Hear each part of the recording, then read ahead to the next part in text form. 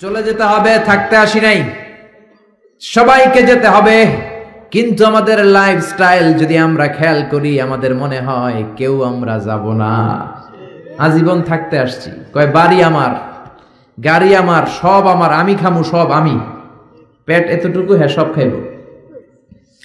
কয় আমার, সব আমার, বাড়ি আমার, গাড়ি আমার, এলাকা আমার, আমার দাপট, আমার কথা চলবে আর কারো কথা নাই, এরকম কিছু ডাকাত আছে না নাই? আমার এলাকা, আমার সব, আমার বাড়ি, আমার গাড়ি, আমার ব্যাংক ব্যালেন্স, খালি আমার। আল্লাহ কয় কিচ্ছু তোমার না, সবকিছুর মালিক কে? কিন্তু তারপরও আমার আমার বলতে বেশি পছন্দ করি। যদি বলি গাড়িটা কার, কয় হুজুর আমার, বাড়িটা কার, আমার, বিল্ডিংটা কার, আমার। কেমন করে আপনার বাড়ি হয়? আপনার বাবাও যখন এই বাড়িতে থাকতো সেও বলতো আমার, দাদাও কইতো আমার, ঠিক কিনা? আপনি মরে গেলে ছেলে বলবে আমার, একটাই বাড়ি, সবাই কয় আমার। এই জন্য কবরে যেতে হবে, কবরের প্রিপারেশন নিতে হবে। বিশ্বনবী বললেন যারা সূরাতুল মুলক তেলাওয়াত করবে কবরের আযাব থেকে বাঁচাবে কে? আবার বিশ্বনবী বললেন শাফাআত লি সাহিবিহা, যে ব্যক্তি এই সূরা তেলাওয়াত করবে তার জন্য এই সূরাটা কিয়ামতের দিন আল্লাহর কাছে সুপারিশ করবে। সুবহানাল্লাহ নাই? আর জোরে সুবহানাল্লাহ। কোরআন সুপারিশ করবে আল্লাহর কাছে। আল্লাহ সুপারিশ ফেলে দিতে পারবে? প্রধানমন্ত্রীর কাছে যদি অর্থমন্ত্রী কোনো সুপারিশ নিয়ে যায়, প্রধানমন্ত্রী ফেলে দিতে পারবে? পররাষ্ট্রমন্ত্রী যদি কোনো সুপারিশ করে, রেকমেন্ডেশন করে, ফেলে দিতে পারবে? কোরআন যদি সুপারিশ করে, কবুল করে নিবে কে? এজন্য এই সূরা যারা তেলাওয়াত করবে, এই সূরা তার হয়ে আল্লাহর কাছে সুপারিশ করবে, রব্বুল আলামিন এই সূরার সুপারিশ কবুল করে নিবে। আবার বিশ্বনবী বলেন খাসামাত আন সাহিবিহা, এই সূরাটা কিয়ামতের দিন এই সূরার তেলাওয়াতকারীর পক্ষ হয়ে আল্লাহর বিরুদ্ধে তর্ক করবে। আল্লাহু আকবার। আল্লাহর সাথে তর্ক, সাহস বেশি না কম? বেশি না কম? তর্ক করতেই থাকবে হাত্তা দাখালাহুল্লাহুল জান্নাহ, যতক্ষণ না রব্বুল আলামিন ওই লোকটাকে জান্নাতি বলে সার্টিফিকেট না দেয়। পড়তে রাজি আছেন সূরাতুল মুলক? এজন্য বিশ্বনবী বলতেন মান ক্বারা বিহা ফি লাইলা, রাতে যে সূরাটা তেলাওয়াত করবে তার আমলনামার মধ্যে সওয়াব দিয়ে পূর্ণ করবে কে? আল্লাহ। এজন্য বিশ্বনবী দরদ মাখা কণ্ঠে বলেছেন আমি চাই আমার প্রতিটা উম্মতের হৃদয়ে এই সূরাতুল মুলকটা গাঁথা থাক। আমি চাই এই সূরাটা আমার প্রতিটা উম্মতের কলিজায় লিপিবদ্ধ থাক। আমি চাই 30টা আয়াতের এই সূরাতুল মুলক আমার প্রতিটা উম্মতের সিনার মধ্যে লিপিবদ্ধ থাক। সুবহানাল্লাহ। মুখস্থ করতে রাজি আছেন? সবাই করবেন? যারা ইনশাআল্লাহ বলেন নাই তারা তো আর করবেন না, না? করবেন? করবেন? সবাই করবেন? মাত্র 30টা আয়াত। কয় আয়াত?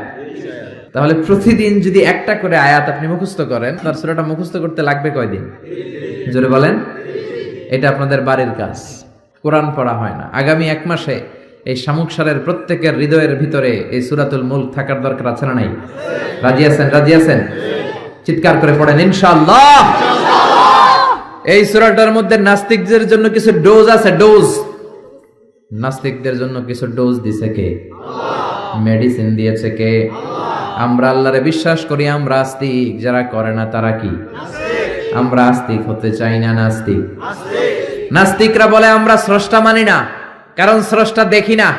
কিন্তু ওরা বাতাসও দেখে না, কিন্তু বাতাস মানে কি মানে না? কারো মাথায় যদি ব্যথা হয় দেখে না, কিন্তু মানে কি মানে না? Bad headache, someone feel bad headache in his head. So why do you believe on that? কেন মাথা ব্যথা মানো? Do you see the air in the atmosphere? বাতাসে যে বায়ুমণ্ডলে যে বাতাস, এটাকে আমরা দেখতে পাই। তো নাস্তিক ভাইরা তোমরা বাতাসে বিশ্বাস করো কেন? কপাল পোড়া। ওরা নিজেরাই নিজেদেরকে দেখে না, আল্লাহর দেখবে কেমন করে? আপনি কি আপনার চোখ দেখেন আয়নার সাহায্য ছাড়া? কথা বলেন। পিঠ দেখেন আয়নার সাহায্য ছাড়া? আরে আয়না থাকলেও তো পিঠ দেখতে গেলে ঘাড় ভেঙে যাবে। কথা বলেন। এই জন্য নাস্তিকদের জন্য ডোজ দেয়া হয়েছে। নাস্তিকরা বলে আনসিন ইজ নাথিং, যেটা দেখি না মানি না। আল্লাহ বলে আমার সৃষ্টির দিকে তাকা, আমার সাগরের দিকে তাকা, আমার ঝর্ণার দিকে তাকা। আমার সৃষ্টি নৈপুণ্যের ভিতরে আমি আল্লাহ আছি না নাই? ঝর্ণা ঝর্ণা ঝর্ণা রে, বলনা বলনা বলনা রে, কার বিরহে পাগল পাড়া তুই, কার মিলনে ফুল ফসলে ভরা রে তোর দুকুল ভুই, কার মিলনে কার মিলনে ফুল ফসলে ভরা রে তোর দুকুল ভুই, ঝর্ণা ঝর্ণা ঝর্ণা রে, বলনা বলনা বলনা রে, কার বিরহে পাগল পড়া তুই। আল্লাহু আকবার। সিলেটের মাধবকুণ্ডে যান, আমি মাহফিল করতে গেলে এটা ঘুরে দেখে আসি। 250 ফিট উপর থেকে জলপ্রপাত, দিন নাই রাত নাই, ঝড়ো ঝড়ো কলো কলো টানে ঝর্ণা ঝরে। এই ঝর্ণার তৈরিকারীকে আল্লাহ। সাগরের প্রচন্ড উত্তাল ঢেউ, কক্সবাজারে যাবেন 155 kilometre, the longest sea beach ever in the world, পৃথিবীর সবচাইতে বড় সমুদ্র সৈকত বাংলাদেশে দিয়েছে কে? আল্লাহ। আলহামদুলিল্লাহ কইবেন না? আমরা যদি আমাদের ট্যুরিজম সেক্টরকে একটু স্ট্রং করতে পারতাম, আমাদের সিকিউরিটি যদি ভালো থাকতো, আমাদের নৈতিকতা যদি ভালো থাকতো, গোটা বিশ্বে র্যাঙ্কিং এ ট্যুরিজমে 1 নম্বরে চলে যেত আমার বাংলাদেশ, যেরকম ঠিক কিনা? কিন্তু নেতা খাতারা কিচ্ছু করে না, দেশকে আগাতে চায় না, আগায় নেয় নিজের পেট শুধু আগায়। দরজা খোলার জন্য ধাক্কা দেয়া লাগে না, পেটের ধাক্কায় দরজা খুললা যায়। সবাই আবার এক পাল্লায় মাইপেন না। আপনাদের রেলমন্ত্রী অনেক ভালো মানুষ, এই যে এখনো তো মাহফিল করতে দিচ্ছে উনি, অনেক জায়গায় আমাদের মাহফিল বন্ধ করে, উনি তো অনুমতি দিয়েছে, ঠিক কিনা? ঠিক কিনা? এই জন্য যারা কোরআনের পক্ষে তাদের জন্য আমাদের দোয়া আছে না নাই? আর যারা বিপক্ষে তাদের জন্য বাঁশ আছে না নাই? কি দিবেন? দিবেন? আমাদের তো কিছু নাই দেয়ার, কি দিব? বাঁশ দিয়ে দেবে, এতটুকু কেটে কেটে হাতে দিয়ে দেবে, ঠিক কিনা? ঠিক কিনা? ঠিক কিনা?